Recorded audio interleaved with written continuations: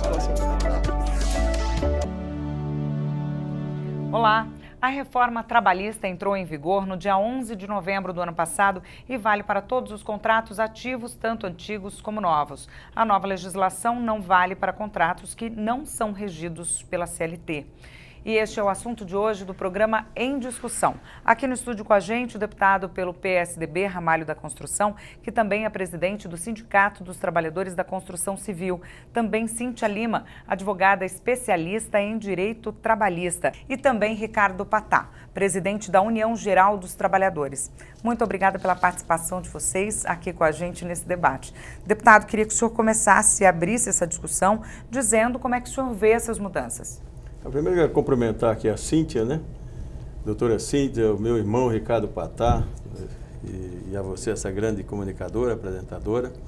Eu vejo sempre com muita preocupação, com muita cautela. Não é que eu entenda que não precisa ter reforma. Reformas são necessárias e nós sempre apoiamos reforma. Agora, essa reforma trabalhista, ela foi a mais perversa da imaginária de qualquer tempo.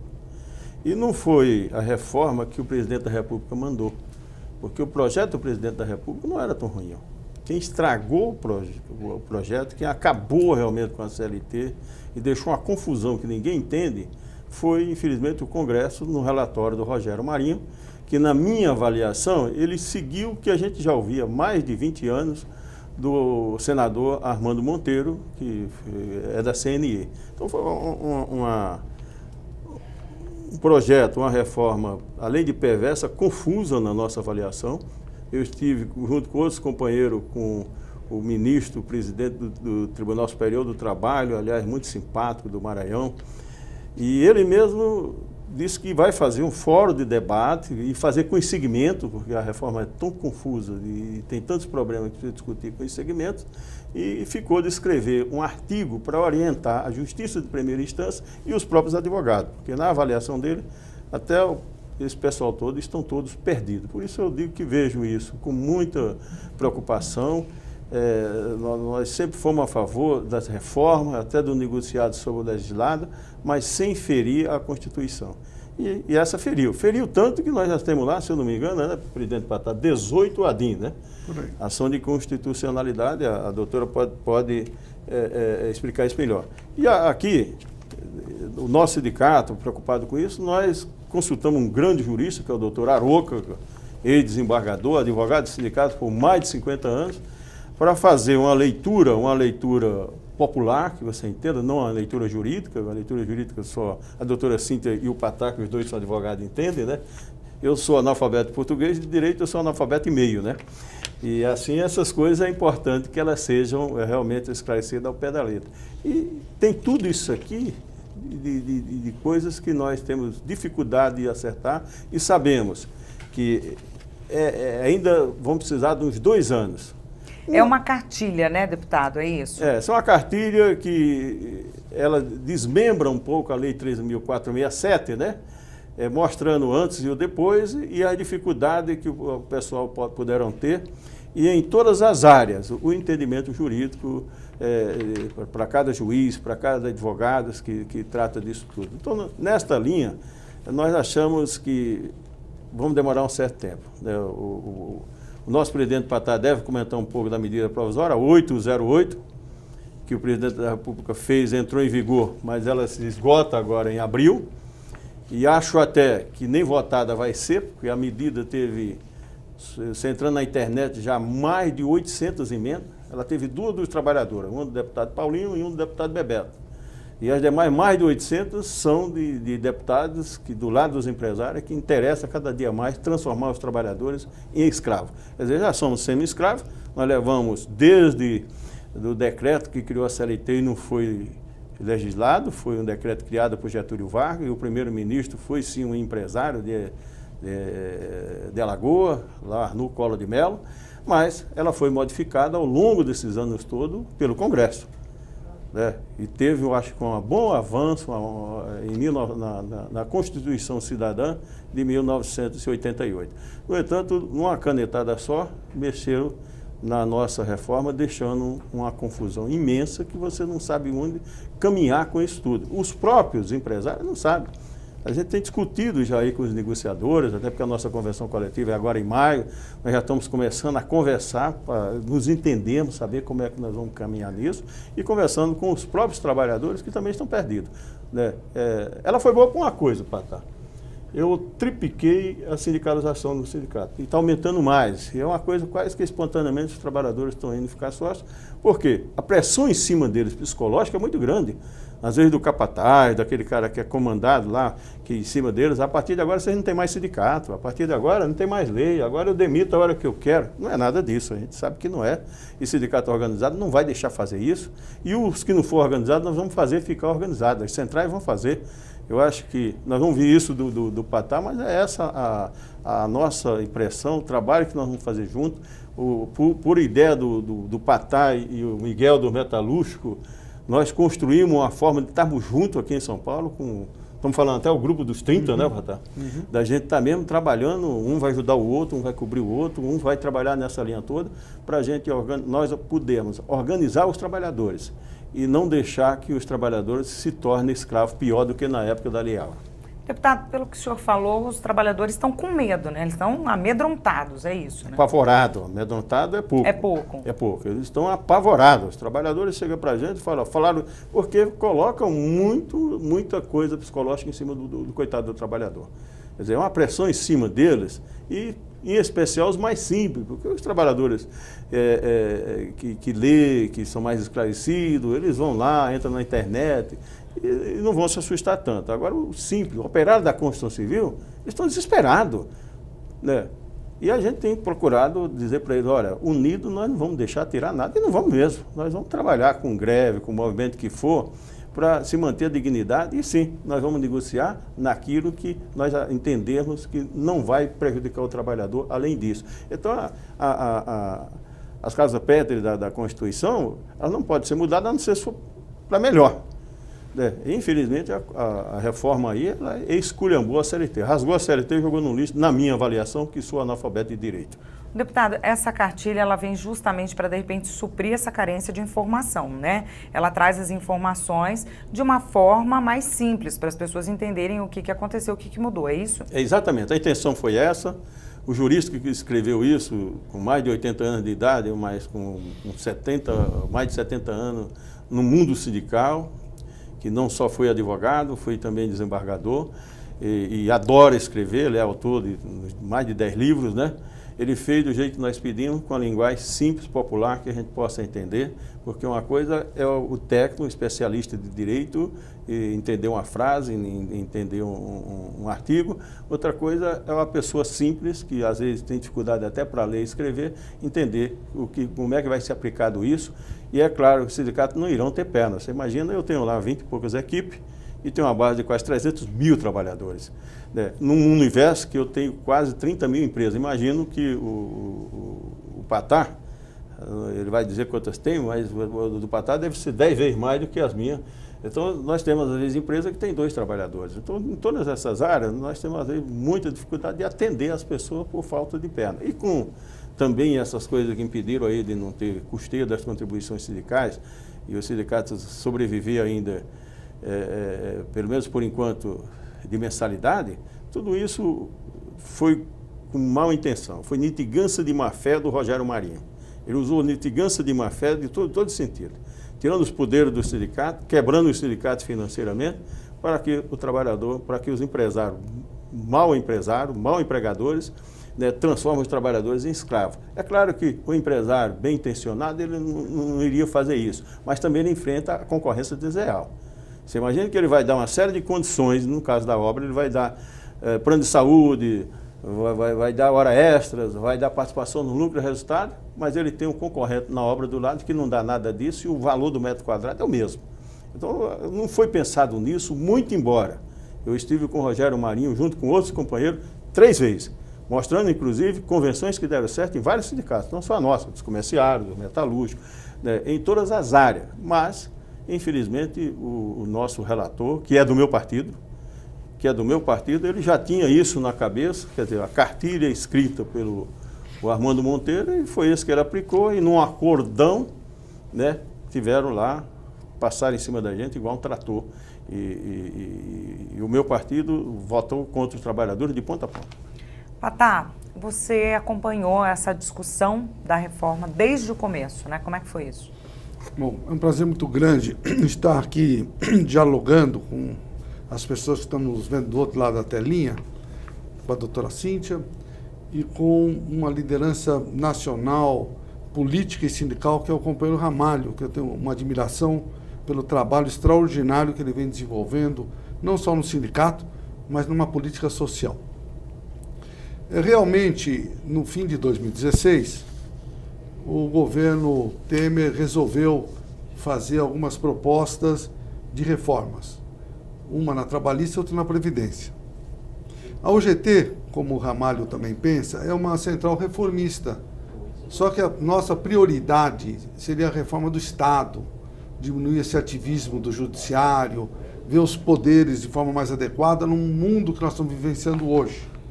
Mas também enfrentamos no nosso congresso último tanto a questão trabalhista quanto a questão previdenciária.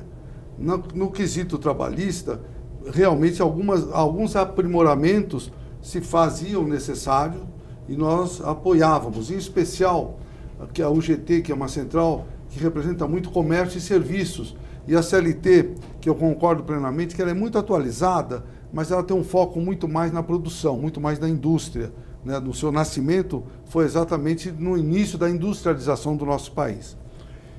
E, procurado então pelo ministro de plantão da época, o Ronaldo, ele veio com algumas propostas no sentido de que temas lá elaborados nós estávamos concordando.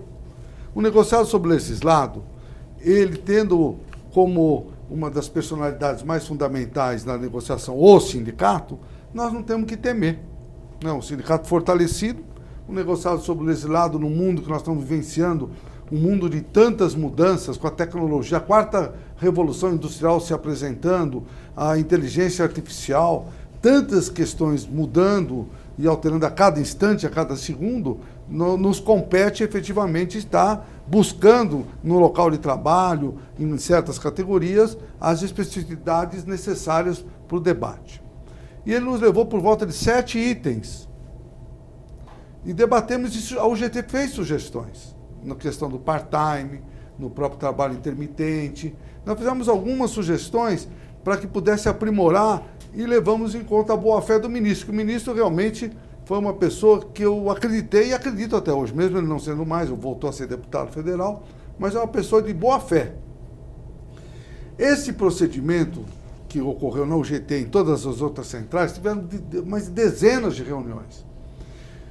E aí fomos chamados na véspera do Natal, e eu fiquei até um pouco preocupado, porque na véspera do Natal de 2 anos anteriores, a Dilma tinha feito uma proposta das medidas provisórias que também mexiam com uma série de questões, em especial na Previdência. E eu fiquei até meio traumatizado, falei, pô, vai chamar de novo para assinar ou a medida provisória ou um procedimento urgentíssimo com relação ao tema trabalhista. E fomos lá na véspera do Natal.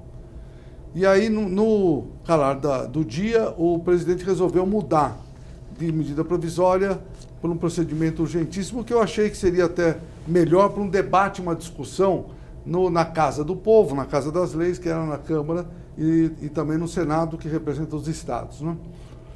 E, para surpresa nossa, quando foi indicado o deputado relator, que, a meu ver, nada mais, nada menos, é um preposto. Ele é o preposto não só do Armando Monteiro, mas ele é o preposto do Flávio Rocha, que é o dono da Riachuelo, e é uma pessoa, um vencedor empresarial, e é um liberal extremado. Nada contra, porque nós temos que respeitar todas as matizes ideológicas, né, e de pensamento dos nossos empresários e trabalhadores. Mas ele é extremamente liberal.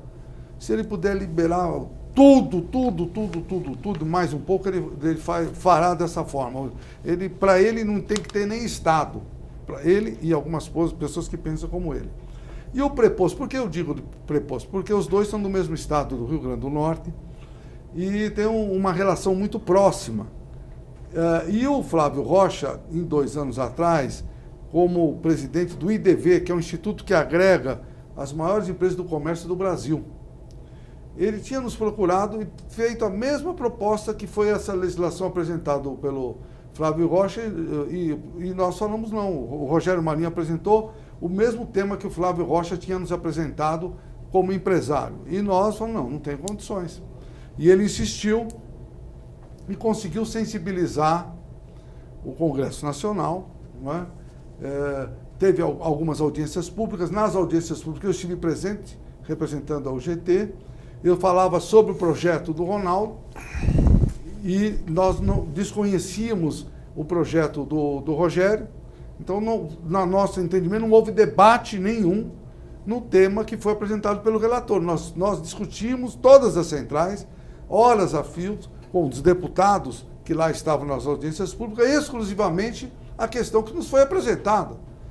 E disso saem mais de 117 itens, com itens que ferem a sensibilidade de qualquer um que pensa no povo.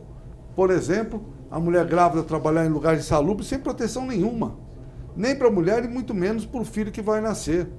A questão do trabalho intermitente lá colocado é análogo à escravidão. Para explicar um pouquinho, muito rapidamente, o formato, tem uma loja de São Paulo, várias, contrataram no fim do ano sobre esse regime, da seguinte forma, isso é chamado no jornal, nos grandes jornais. Contratamos para trabalhar no comércio, para ganhar R$ 4,85 a hora, para trabalhar 5 horas por semana. Ou seja, no fim do mês vai receber R$100. Para aquela pessoa que está passando fome e não tem pão, mais de 12 milhões de desempregados, de repente ele vai comprar o pão. Só que esqueceram que para essa pessoa estar no sistema previdenciário, ele é obrigado a recolher 8% mais do salário mínimo, ou seja, R$80. Ele vai receber, então, R$20 no mês. Isso nada mais é do que trabalho análogo à escravidão. Várias empresas fizeram dessa forma, os sindicatos comerciais de São Paulo, filiado ao UGT, fizeram denúncias nesse sentido ao Ministério Público e tentamos entrar até com ação civil pública, porque nós temos que coibir definitivamente situações como essa, né? E o pior, na realidade, é que aprovado na Câmara, e foi um trator, como foi dito pelo meu querido amigo Ramalho, e eu assisti, eu não sei se você assistiu, se a doutora Cíntia assistiu, às 10 horas de votação. Eu gosto muito de ver séries, Criminal Minds, Homeland, tem várias que eu gosto, não sei se vocês gostam, mas essa foi a pior série de terror que eu vi. Foi ver os deputados e deputadas expressando um ódio para com o movimento sindical que eu nunca imaginei que pudesse ter. Vamos acabar com o sindicato, vamos isso, vamos aquilo, tal. Ou seja, esse projeto aprovado na Câmara tinha essa finalidade definitiva, com foco político, de não modernizar, mas sim acabar com o movimento sindical brasileiro. A tentativa era essa. Muito bem. Passado a questão da Câmara, foi para o Senado. O Senado, casa revisora, tinha a obrigação de debater, discutir, porque ela é casa revisora, esse tema. E olha, por incrível que pareça, não sei se vocês sabem, eu fui pesquisar do Senado, eu fiquei até impressionado. O Senado brasileiro é considerado o segundo mais influente do mundo, porque decide a questão de quem vai para o Supremo, uma série de definições que o nosso Senado tem como prerrogativa fundamental, e é uma casa revisora. Mas nesse caso não se prestou para essa grandeza que imaginava que tinha, pelo menos nas literaturas até então. Se curvou ao que foi decidido na Câmara. Vários debates ocorreram no Senado, quase brigando os senadores, não resolveram e tentaram, numa composição, e no fim acabou saindo, do Senado fazer sugestões para a elaboração de uma futura medida provisória para tirar os exageros que o preposto do Flávio Rocha desenvolveu na Câmara dos Deputados. E aí obrigaram até Michel Temer a assinar uma carta que seria cumprido isso. Muito bem. Passado mais um tempo, logo depois de iniciar a eficácia dessa legislação que foi em novembro, dia 11, na véspera do feriado, dia 15, dia 14, é editada uma medida provisória com alguns itens. Um deles fala, por exemplo, da questão da mulher grávida trabalhar em lugar insalubre. Outro item, um dos outros itens, fala da questão do trabalho da jornada 12/36. Porque pela legislação, 12/36 pode todas as categorias trabalhar sem nenhuma preocupação de acordo ou convenção. Nessa medida provisória, limita ao trabalho com as pessoas que operam na saúde, e em outros casos não. Que até nesse caso é interessante dentro da medida provisória. Ou seja, tem vários itens lá colocados e ocorreu várias emendas, como foi dito pelo meu amigo Ramalho, e chegam a mais de quase 900 emendas, várias delas versando sobre os temas que eu comentei e algumas colocando claramente a questão do custeio. O custeio, na realidade, foi um pano de fundo para tudo isso. Porque foi feito de uma forma... Você vê, o movimento sindical, os comerciários de São Paulo, que eu também sou presidente, tem 76 anos. Em 76 anos, o sindicato sempre teve, pela legislação vigente, a contribuição sindical, o assistencial e assim por diante. De uma hora para outra, simplesmente falou, acabou. Muito bem, se o ambiente no Brasil é nesse sentido, porque os deputados falaram, vamos acabar com tudo que é compulsório. Só que eles não acabaram com o fundo partidário. Pelo contrário, aumentaram.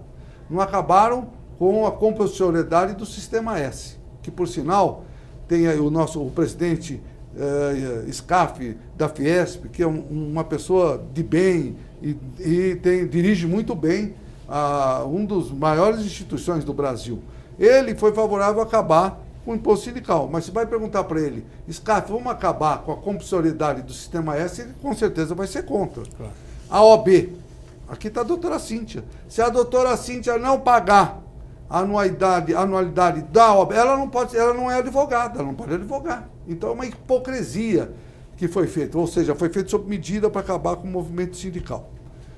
Então, esse diagnóstico, na realidade, nos pegou muito de surpresa. Nós estamos tentando, em vários campos, no campo político, tentar ver se nas emendas que até abril, as emendas da medida provisória até abril, elas possam ser resolvidas, se não pode ocorrer que caduque. Nós não queremos isso, seria bom se resolvesse, não é?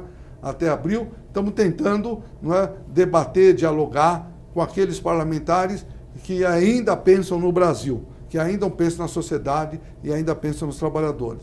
E tem, do ponto de vista jurídico, várias ADINs, não é?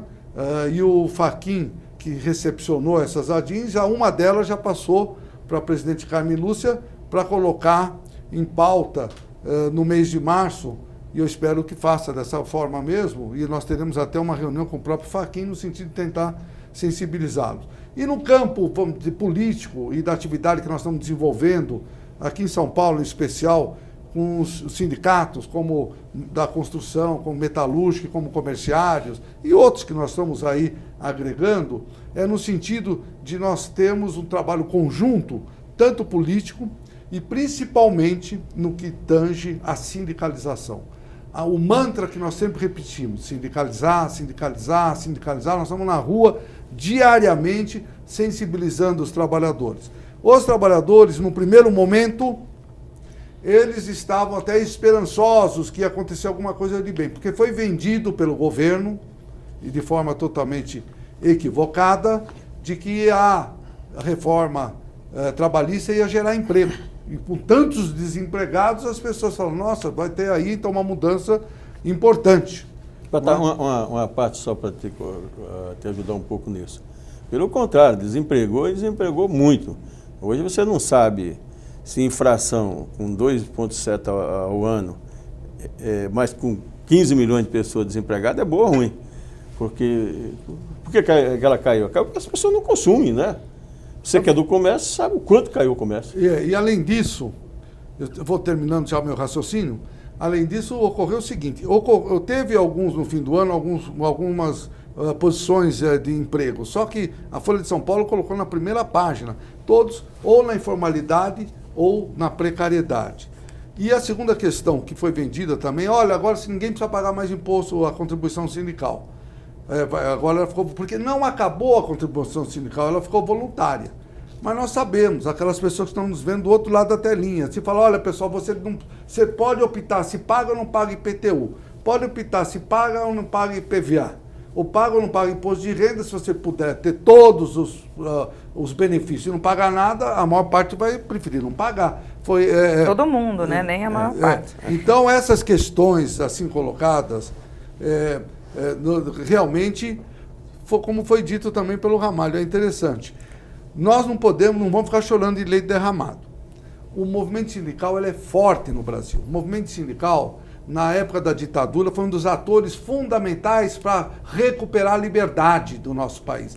Na época da inflação, o sindicalismo foi muito forte para ajudar a acabar. Chegou a um mês, na época do Sarney, 84% a inflação. Hoje está por volta de 1,70%. Então, de uma forma geral, o diagnóstico é esse.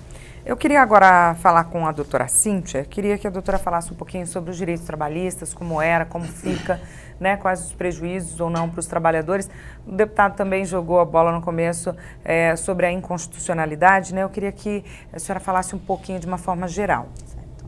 É um prazer estar no programa Debate, principalmente com o deputado e com o Patá, pessoas que estão realmente aí envolvidos diretamente ou indiretamente construindo a história, defendendo aí os direitos que eles acham fundamentais, né, dos trabalhadores. E o que acontece é que nós estamos vendo um direito do trabalho que foi construído aí na Constituição de 88, que foi construído, teve toda uma história, realmente agora nós estamos em fase de um novo direito.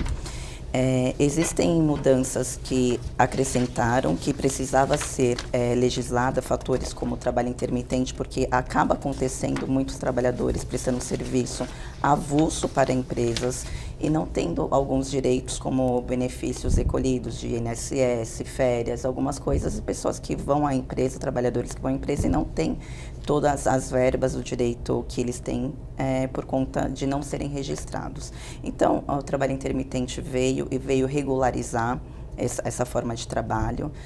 O teletrabalho também veio aí também de uma certa forma formalizar, porque já faz algum tempo o trabalho em casa, home office, em outros lugares, né? E não existia até então uma legislação que os previa e dava assim o seu direito, e hoje já tem. Agora, a meu ver, o trabalhador ficou prejudicado no sentido de realmente tirar a força assim, do sindicato, no sentido assim que o acordado fica acima do legislado, que não precisa ter agora a fiscalização ou a homologação do sindicato, e muitas vezes não aqueles trabalhadores que têm uma graduação, que existe com um salário bom, maior, né? Mas sim aqueles funcionários, a classe operária, né? E sim, esses ficaram sim um pouco prejudicados, porque eles estão sem saber realmente como que é esse novo direito. Nós agora vamos construir. Infelizmente, às vezes no Brasil, as empresas, os empreendedores que estão à frente, eles, pelos motivos deles, às vezes querendo economizar, fazer alguma coisa, quem acaba sendo prejudicado, ao fim da conta, realmente é o trabalhador. O programa Em Discussão vai para um rápido intervalo e daqui a pouco a gente volta, não saia daí.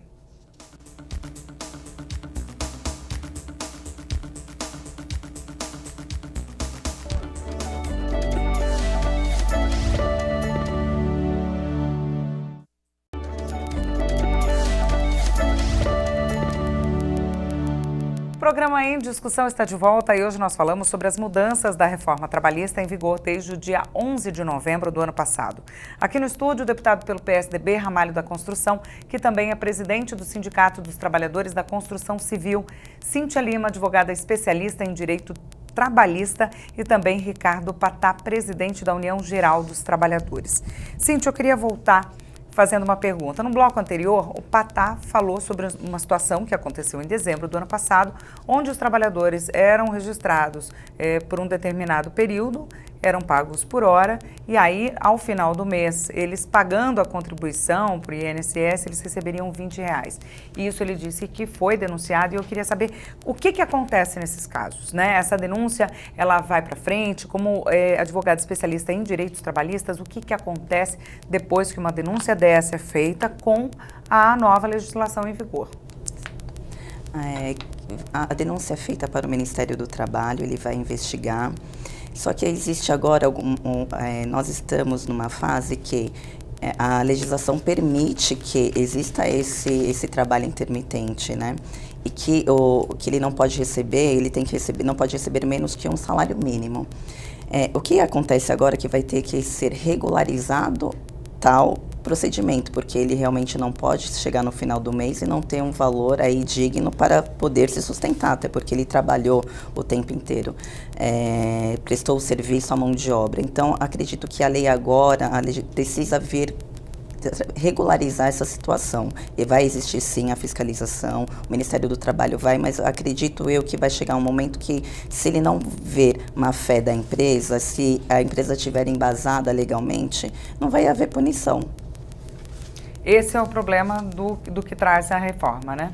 Não, esse é um dos problemas que traz, porque a reforma, como disse anteriormente, tinha como conceito a geração de emprego, dar uma sinergia melhor no mercado, diante do mundo que nós estamos vivenciando.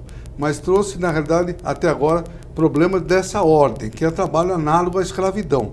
Porque uma pessoa tem que se submeter, né, por conta de estar desempregado, como milhões estão, e receber no fim do mês R$20, ou seja, tem que pagar até para trabalhar.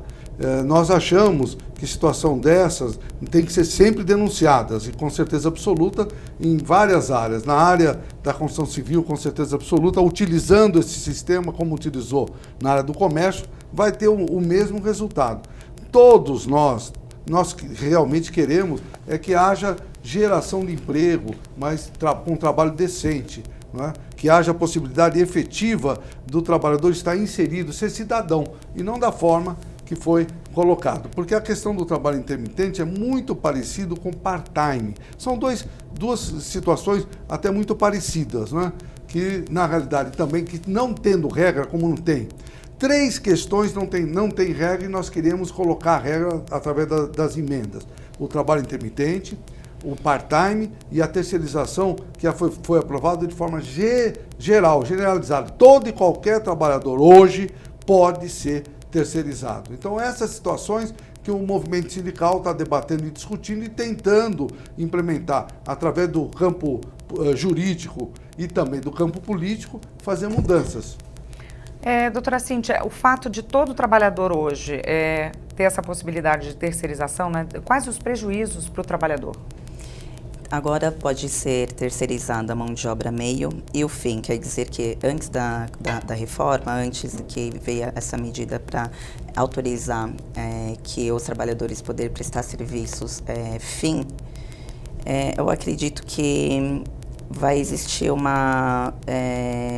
empresas contratando empresas para prestar serviços assim também de licitação, aí contratar outra, e esse funcionário, esse trabalhador, ele pode sofrer no sentido de, se existir alguma fraude nesse meio do caminho, os direitos deles não vai ser assim respaldado. Quem é que vai pagar a conta ao final? Se alguma dessas empresas de terceirização der algum problema. Ele fica sem respaldo, A gente já tinha falado um pouquinho da questão dos sindicatos, que eles ficam sem representatividade, né? E agora sem respaldo. Deputado, queria que o senhor falasse um pouquinho sobre a informalidade. Essa reforma, ela tende a aumentar a quantidade, o número de pessoas vivendo na informalidade, sobrevivendo da informalidade, e de repente até causar algum prejuízo para a Previdência, porque essas pessoas podem não contribuir, enfim, qual que é essa situação? Não, com certeza. Eu vou colocar alguns pontos que foi colocado também para o presidente, o novo presidente do Supremo Tribunal do Trabalho, que achei uma pessoa muito compreensiva, muito experiente, não é à toa que virou ministro, né? Mas nós temos algumas razões que vai prejudicar e muito. Quando hoje regulamentou o trabalho MEI, você para abrir uma MEI, com R$52, você abre e vai pagar, em média, isso aí. Sim. Aí você pega o nosso caso, que vai acontecer com o do Patá, com outros, com outros. Aí você pega o que já estão alguns fazendo. Nós estamos atropelando, que a gente vai lá e para a obra e vai fazer direito. Aí você pega o encarregado, o mestre, o engenheiro, manda ele abrir uma MEI. Quer dizer, não só você precariza o trabalho, não só todas as pessoas pedem, como pede a União. Se nós estamos brigando porque tem um rombo no FG, na Previdência, né, como é que se abre espaço para abrir mais um rombo ainda? Outra situação complicadíssima, acabou-se também com a homologação. A empresa faz homologação se quiser. O que era a homologação? A homologação era uma forma do sindicato conferir e só homologar se estivesse correto. No pior das hipóteses, fazer uma ressalva para que o trabalhador depois pudesse entrar com ações trabalhistas. Quer dizer, acabando isso, ficou o quê? A chamada quitação anual. Agora, imagina, eu tenho próximo de 30 mil empresas filiadas do sindicato. Tá, não sei quantas tem, mas deve passar de 100 mil. 140 mil. 140 mil empresas. Como é que o meu sindicato do Patá, nós vamos dar quitação para 140 mil empresas? Não temos estrutura e nós não vimos condição. Eu demoraria pelo menos 10 anos para dizer, traz toda a documentação para eu conferir, e eu ia precisar de não sei quantas mil pessoas para poder fazer tudo isso. Conclusão, não vou dar. Vou deixar que se resolva lá na justiça. Já disse a convenção coletiva, estou discutindo isso.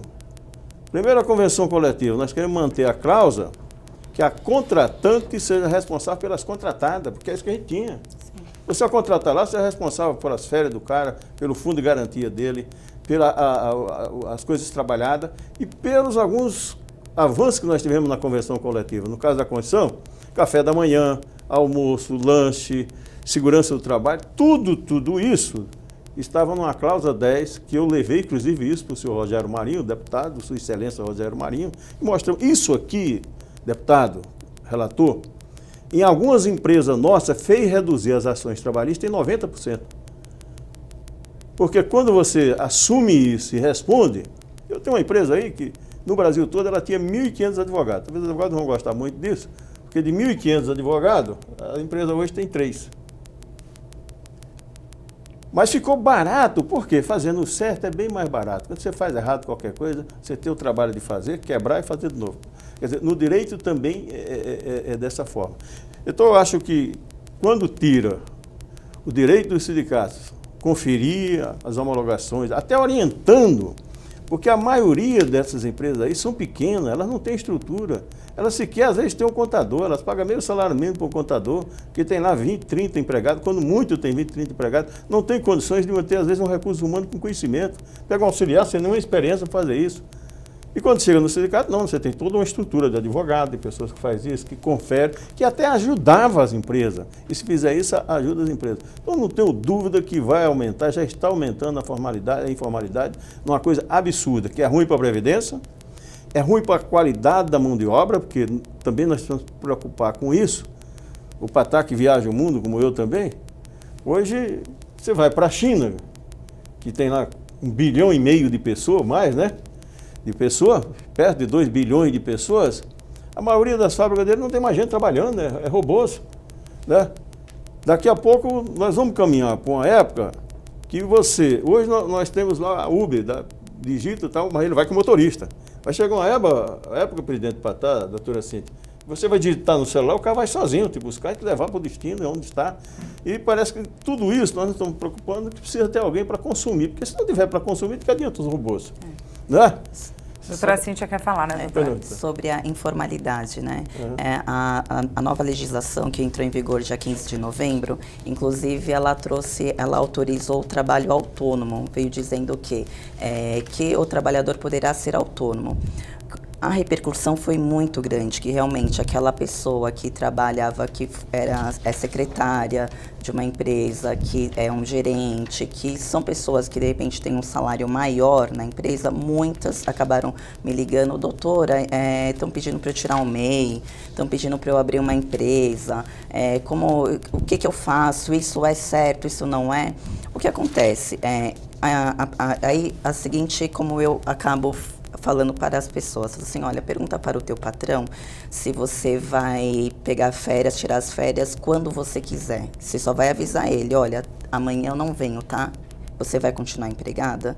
Porque se não for, você não é terceirizada, você não é autônoma, você é CLT. Esse vínculo, você obedece todas as normas da empresa, né? Você tem o vínculo, você tem que ir todo dia, você tem horário para cumprir, você tem todos os deveres, você é fiscalizada, então você não é autônomo, você é CLT, você tem todos os direitos a férias, 13º, FGTS, INSS. Então, realmente, com a autorização da autonomia, né, de que a empresa pode contratar o terceirizado ou até mesmo autônomo, muitas empresas com certeza fizeram errado. Entretanto, já veio uma emenda 808 e já reformou, dizendo que se o autônomo tiver o vínculo técnico, né, ele não será mais autônomo, mas sim será CLT. Mas isso acaba agora em abril e com certeza não passa.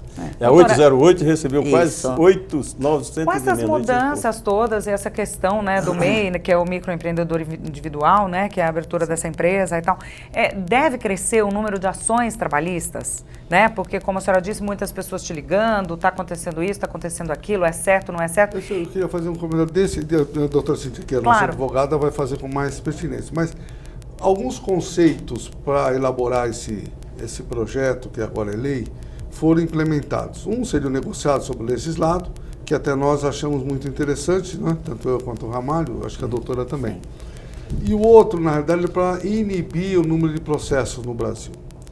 Eu ouvi de alguns, na Câmara dos Deputados, que a intenção era, na realidade, acabar com a Justiça do Trabalho, porque eles acham que a Justiça do Trabalho traz, na realidade, uma série de encargos e passivo trabalhista para elas, empresas. Então, foram dado exemplo a alguns deputados, não vou falar o nome dos deputados, mas eles chegavam, olha, tem exemplo que lá no Rio de Janeiro, um posto de gasolina tem que pagar R$500 mil num processo, tem que fechar o posto.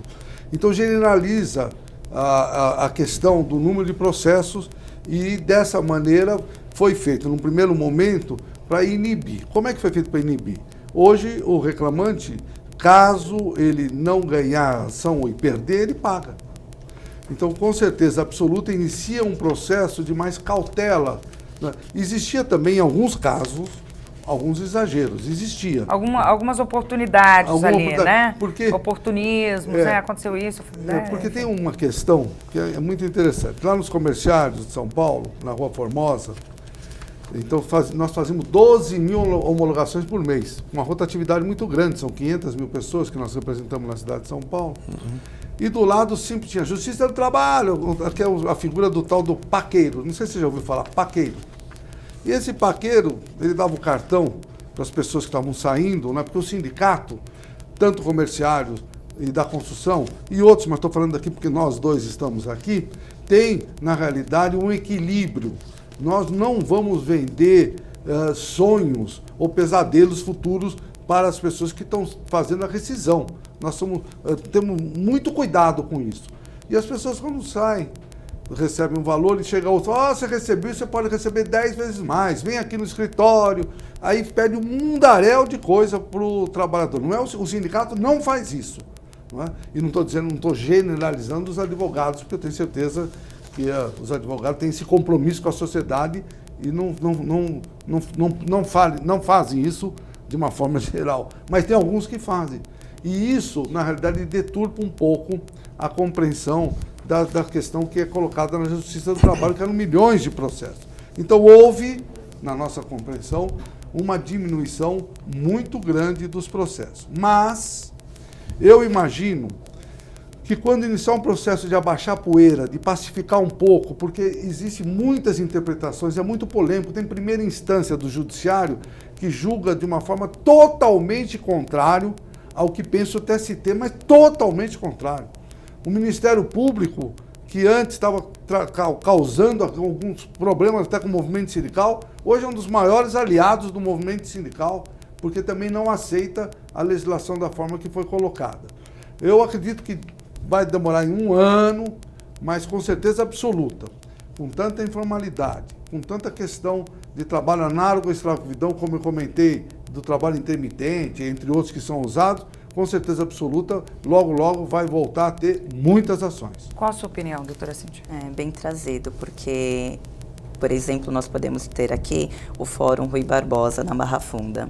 Tem 90 varas, existem 90 varas lá.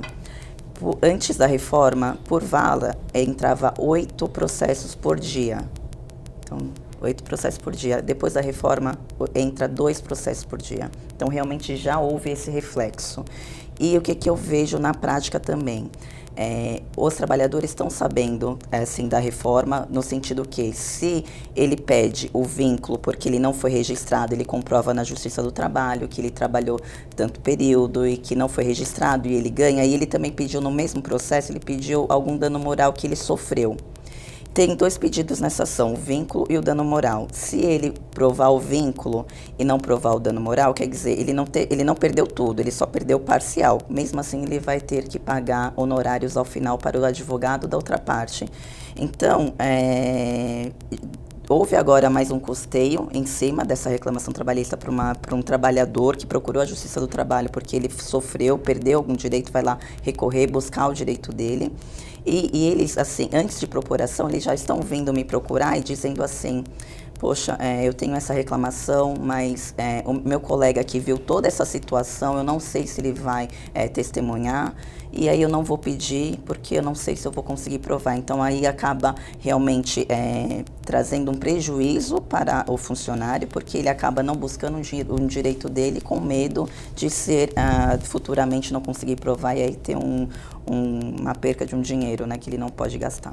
Infelizmente, o nosso programa está chegando ao fim. Eu queria abrir para as considerações finais, 1 minutinho para cada um de vocês. Eu vou começar com o Patá. Olha, eu fiquei muito feliz em estar aqui dialogando sobre um tema tão importante e polêmico. E com certeza absoluta, a Assembleia Legislativa e a TV da Assembleia Legislativa prestam um serviço importante, né, para que todos aqueles que estão nos vendo e são formadores de opinião possam, na realidade, nos ajudar a construir um Brasil que todos nós sonhamos, né? Um Brasil de inclusão social, de emprego decente, e sem corrupção, né? E principalmente num ano que teremos eleições. E a arma mais poderosa de todos nós, da sociedade e dos trabalhadores especiais, é o voto. Votar em pessoas que querem um Brasil melhor. Doutora Cíntia. Verdade, é um prazer realmente estar aqui discutindo esse tema tão importante, né, com pessoas que realmente têm com influência. E é tudo isso que o Patá disse mesmo, nós somos criadores de opinião, né? Nós temos, assim, com o meu trabalho como advogada, eu formo opinião, eu atendo, e aí nós somos construindo e nós estamos diante de um novo direito. E aí sim, é muito importante estar em discussão a reforma trabalhista. Agradeço. Deputado. Mais uma vez agradecer a todos, a doutora Cíntia, o Patá, você, a TV Alesp, e só fazer uma pequena consideração. A gente precisava, talvez, continuar esse debate, que é uma coisa muito importante para esclarecer a sociedade. Quando as ações trabalhistas aqui caíram em 80%, né, de 10 para 8, né, para 2, né? De 8 para 2, né? De 8 para 2. De 8 para 2. Hoje, não tenha dúvida que é um momento que o pessoal não sabe ainda como entrar, mas ela vai triplicar. No tudo, nós fizemos vários debates disso aí, porque a grande confusão é uma ação, como um louco de um juiz que deu aí, que até um advogado nosso falou, o presidente do Supremo, falou, acho que ele quer aparecer. Ele falou, não digo que ele quer aparecer, mas acho que ele não tem o que fazer mesmo, né? Porque não tem nada a ver com as coisas que eles colocaram. As multas que permitem de 1% a 10%, quando você esclarecer, porque aí, com todo respeito a todo mundo, né, também existia aí o chamado advogado que agia com indigância de má-fé. Né? Colocava num processo, o cara tinha direito a 10 mil reais, ele colocava 100 para fazer barganha. Esclarecido, ele vai colocar o que o cara tem de direito. E os sindicatos também vão orientar. Olha, você vai medir, você vai gravar, você vai pegar testemunho, endereço das pessoas. Isso esclarecendo, nós temos uma estrutura jurídica que na Constituição Civil não caiu, aumentaram os processos. Então era que nós tínhamos lá 8 advogados fazendo ações, agora estamos com 40 advogados entrando com ações. Então isso com certeza, na hora que esclarece, que tem uma cartilha dessa de orientação, como ele entra, vai triplicar, e isso com alguns juristas que eu conversei, eles acham, entendem da mesma forma, e com os próprios ministros, eles entendem para estar aqui, vamos caminhar nesse caminho. Então eu acho que, doutora, com certeza, daqui a 2 anos, nós vamos ter não 6 milhões de ações como tinha no passado, tramitando. Nós vamos ter 18 milhões de ações, porque aí sim os advogados encontraram os caminhos de procurar o próprio trabalhador, traz o que é real e vamos reclamar o que é real, que eu acho justo. Eu sempre fui contrário a esse estelionato de você montar uma coisa que depois você não prova e deixa todo mundo em maus lençóis. Mas eu acho que se nós pudermos, em outras oportunidades, ainda que seja um programa diferente, continuar esse debate, Patá, doutora Cíntia, muito importante, muito bem. Nós trouxemos aqui o Aroca, que deu um show nisso aqui. Mas isso é importante para quê? Para que o telespectador, o ouvinte, mesmo que ele não tenha nenhum conhecimento, ele saiba, depois desse debate eu vou procurar o meu advogado. Eu vou procurar o sindicato, eu vou procurar um diretor para esclarecer, para ele tirar dúvida, porque do jeito que tem a pressão, que acabaram todos os direitos dele, tem a pressão, olha, se você entrar um processo contra mim, você vai vender sua casa, sua esposa, seus filhos, todo mundo para pagar a indenização. E não é bem assim, né? O que nós precisamos é também dar responsabilidade ao profissional do direito e fazer certo. Com certeza, deputado, até pela importância do assunto, essa pauta vai voltar outras vezes aqui para a TV Alesp. Muito obrigada pela participação de todos vocês. O programa Em Discussão de hoje está chegando ao fim, lembrando que você poderá rever este programa no canal da TV Alesp no YouTube. Muito obrigada pela sua audiência e até o nosso próximo encontro.